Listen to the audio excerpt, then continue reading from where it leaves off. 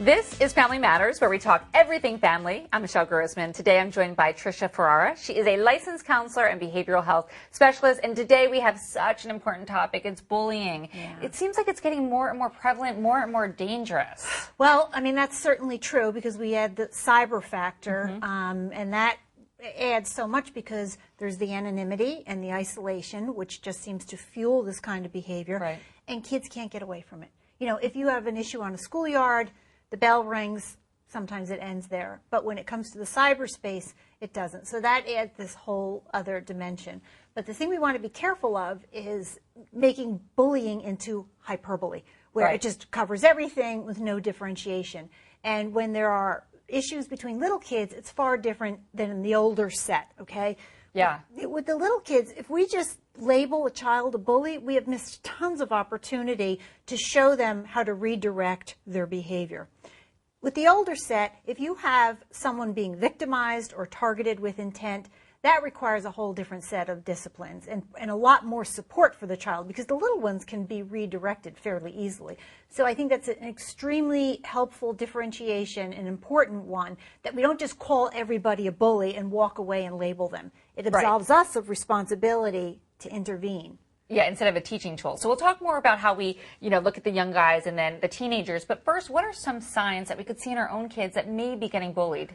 Well, when you think of bullying, what we really need to think of, how are we getting power? Okay, is it functional or dysfunctional? So when you see a child looking to maximize their own position at the cost of someone else, that's when you want to redirect them, okay? So if someone is left out of a play yard game, immediately someone's going to cry bully, but it may just be that they don't understand that the game is limited to 2 or 3 people. And that's life. It's going to happen again and again. It is going to happen. Or the child who is looking to ostracise may not realize that they could say, you can get in on the next round. Right. They may just be saying, you can't play now. So redirecting through language is extremely important for the little ones. Yeah, that's a good point. Yeah, and giving them those tools of language are really the first line of defense for kids. Yeah, almost standing up for themselves. Yeah. So you have a teenager who truly is being bullied. It's not a case of something else. What do you do for them? Well, this is what we're finding. First of all, we need better trained resources in terms of the adults, particularly in school, the educators, okay? So what I would say is, first of all, you have to check in with your child every so often, okay, to make sure that you have a sense of whether they are being victimized, okay?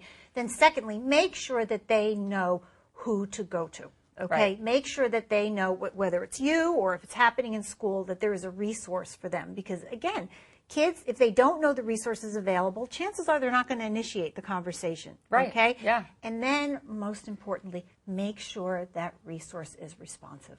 Okay? Because if you have a child reach out for help and there is non-response, chances are they're not going to do it again. And that's when these things tend to mutate into something really ugly. Right. So make sure that the people your child are surrounded with actually have an action plan, like a SWAT team.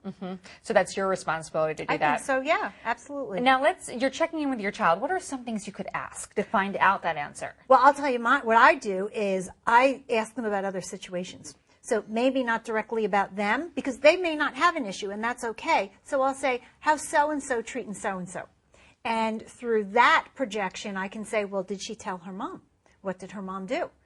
So my kids can see that this is how this should play out. Right. Okay. So, and then they know, when I'm having a problem, that's what I need to do. So it's a case of modeling once again. Absolutely. Yeah. Talking to them, having them articulate what's going on.